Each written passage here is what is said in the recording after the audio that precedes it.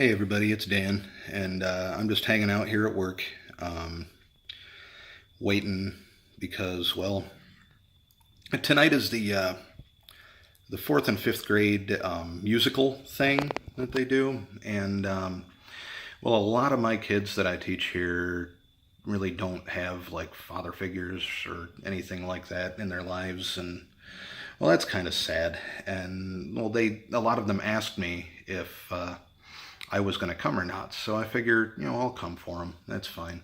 So I'm done with work and just kind of sitting here waiting um, for that to start. I got about a half an hour, so I figured I'll go ahead and record the next video real fast.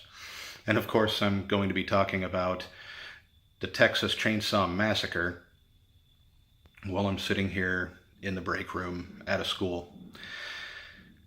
But nonetheless, Texas Chainsaw Massacre from 1974, I believe, is really one of the best horror films that I have ever seen. I mean, I own it. I've seen it many times. I refer back to it quite a bit when talking about other horror movies and stuff because well, I like to compare and contrast things and whatnot. And I mean, this one is just a great film to compare everything else in the genre to. Um, it's really more of a slasher. It's kind of, in a way, one of the first slasher films that was ever made. Um, and it's very, well, I guess one of the things that's interesting about it is that despite the name, the Texas Chainsaw Massacre, I mean, it sounds horrific. And despite, rumors abound about the film, um, there is barely any blood or gore in this movie whatsoever. I mean, it's almost non-existent. You would assume just from hearing that, that name, that it would just be gore abound, but no, not in this one. There's barely anything. It relies purely on just the imagination. And I guess the reason that so many people think that, even people who have seen the film before think, oh yeah, this film is so gory and disgusting and things like that, is because their imagination pictured the things that were happening, but they never actually saw it. But that's what they remember because of their imagination, so they just immediately think, oh yeah, this movie is totally gory and gross. But it's not. Like I said, barely any blood even. Now, there are a lot of bones. I mean, there's a whole room eventually that, I believe her name is Sally, the main, female character who survives it, the main girl in the film. She stumbles upon it and, freaks out. There's a whole room full of, furniture and whatnot that's made out of bones. But that's it. I mean, that's really probably the worst thing that's in it. Any other time, like you hear a chainsaw going, you know that Leatherface, the villain of the film, the killer, well, one of the killers, but the one that's most recognized, is, you know that he's killing someone, you know that he's eviscerating someone with a chainsaw, but anytime he's about to, it cuts away. And we see, like, a girl who is being forced to watch this, but we just see her screaming because she's forced to watch this. We don't actually see what she is seeing. And that is really one of the things that makes this film very interesting to me. It was directed by Tobe Hooper. And he did a phenomenal job of sort of letting our imaginations go wild. He really did. And I just realized the way that I'm holding this, you guys might not be able to hear me all that well because I don't have my earpiece today. But yeah, so you're probably going to get some shaky camera here. But anyway, so yeah, this film relies completely on imagination to frighten you. Because you know what's happening, but you don't see it, so you just have to imagine the whole thing. That's awesome. But Tobe Hooper actually came up with the idea for this film because um, he always heard from his friends and family who lived up in Wisconsin about a real life guy named Ed Gein. Now, Ed Gein is known as a serial killer, but he actually only ever killed two people.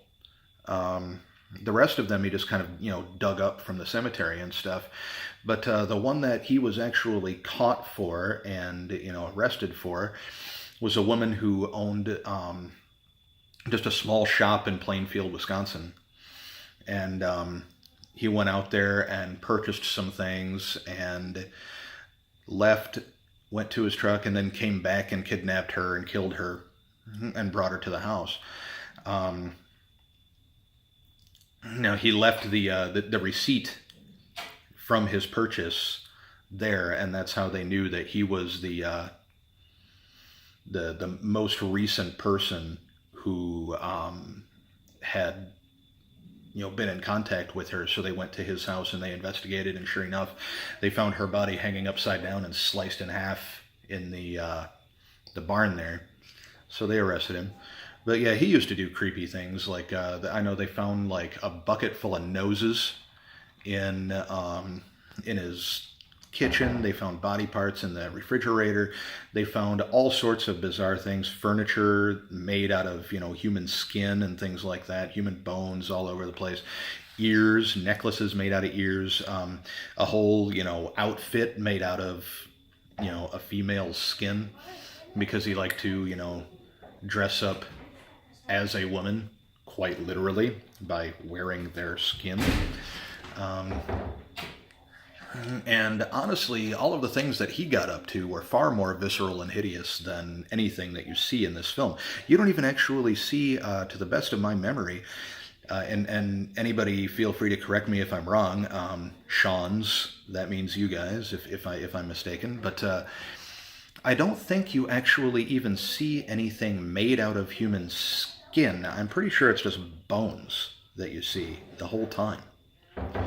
Um, yeah, but anyway, the long and short of the story is that Sally and her friends end up deciding to go out and investigate some grave robbings that had been going on, because Sally's grandfather is buried in a cemetery near there in Texas, and they meet a guy, hitchhiker, who gets in the van with them and just does weird things. Like he just takes a knife and he cuts his own hand and just acts like he really enjoys it. Takes a picture of one of the guys and demands money for it. And when they don't pay him, he sets fire to the picture and then cuts the guy on the arm with the switchblade. And of course they kick him out of the van at that point.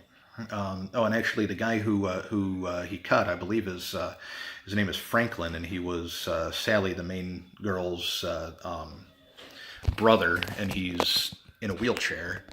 So that was actually interesting too. It's not every day that you see a person with like a legit, physical disability in a horror film like this. In fact, the only two that I can think of are one of the Friday the 13th films. I believe it was the second one, and this. But yeah, so he's confined to a wheelchair.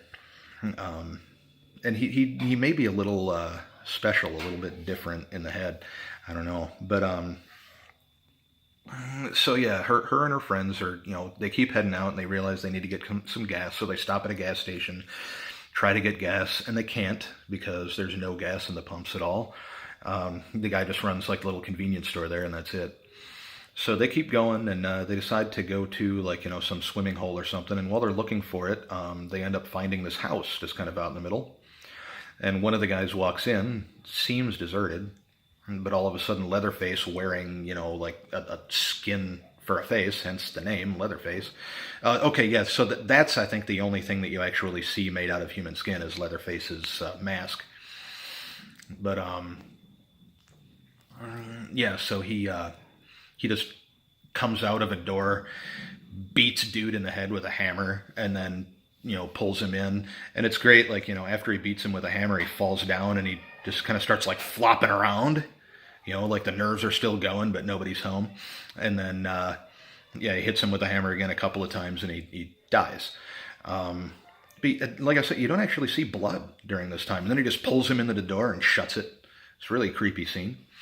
And eventually what it comes down to is that it turns out all of these guys, the hitchhiker, the guy from the convenience store, Leatherface, they're all in the same family. They all live in this house. And